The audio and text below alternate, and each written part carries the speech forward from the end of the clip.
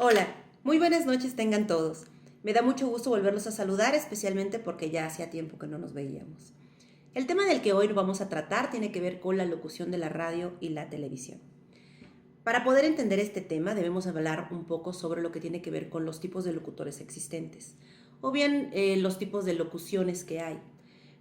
Los tipos de locutores que hay son prácticamente 5. Son fáciles de entender, pero lo que pasa es que creo que nadie nos los ha explicado de la manera, pues digamos que adecuada en determinado momento. El primer tipo de locutor que existe se le llama locución en cabina o bien locutor de cabina.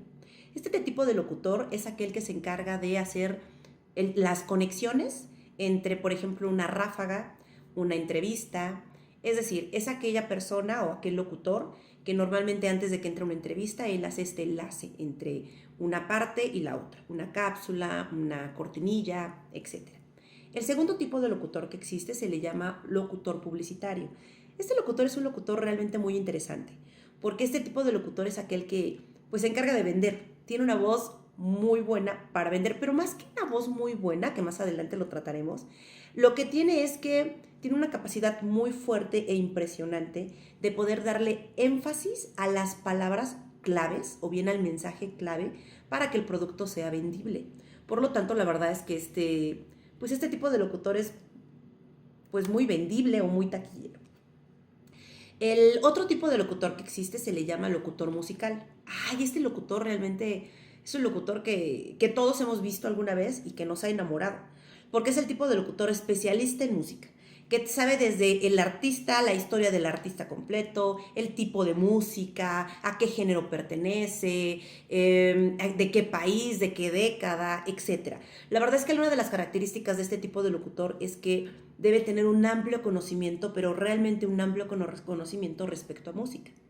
El otro tipo de locutor se le llama locutor moderador. Este tipo de locutor, la verdad es que pues vendría siendo prácticamente como el locutor principal de un magazine o de un programa, porque la verdad es que es el que se encarga prácticamente pues de moderarlo. Es decir, normalmente debe tener una gran empatía con toda la gente, tanto de su personal como con los demás, porque es aquella que se va a encargar, por ejemplo, de hacer las entrevistas, de llevar un debate político, etcétera. Por eso es que se le llama moderador y la verdad es que debe tener una característica de empatía muy fuerte.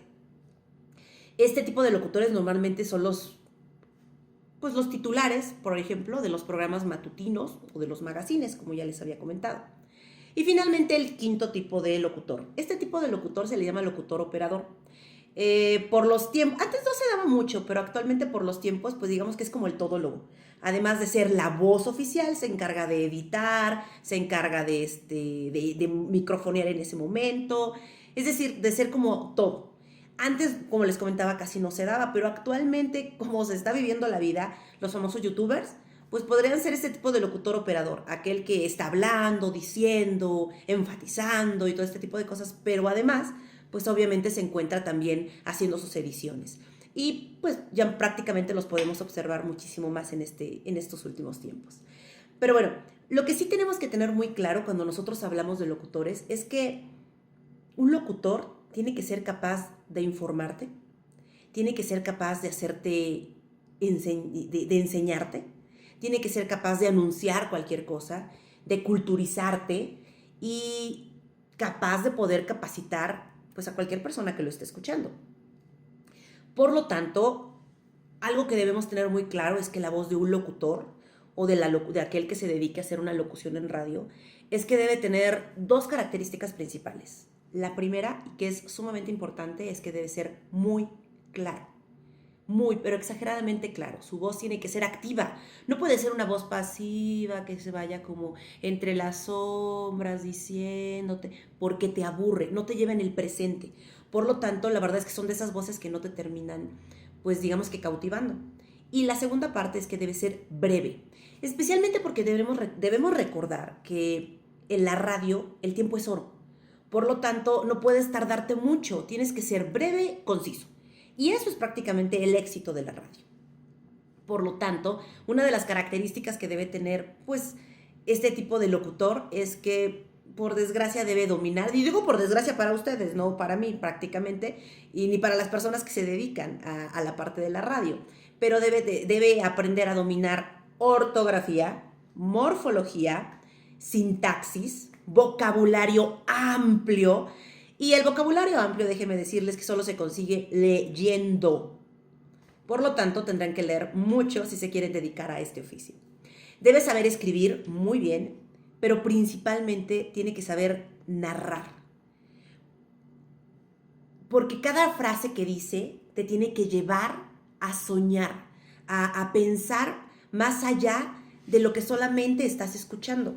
La verdad es que un buen narrador de voz, que más adelante lo podremos ver en la siguiente clase, tiene que saberte transportar.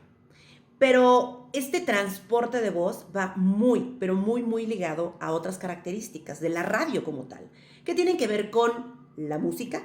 Toda la música de fondo que nosotros tenemos hace también que cuando tú hables te haga imaginarte. Los efectos que nosotros le podemos poner a algo, es decir, si nosotros decimos que en ese momento cayó una gota de agua y nosotros colocamos un gota de agua, hace que la gente imagine la gota de agua. No solamente piense en la gota de agua, sino se la imagine, que es una sensación que hace que vaya más allá de los sentidos simples de poder escuchar algo. Y finalmente, los silencios. Los silencios es otra de las cosas que logra algo muy grande también en el colectivo. Es decir, saber exactamente en dónde hacer una pausa, pero también exactamente saber dónde no hacerla.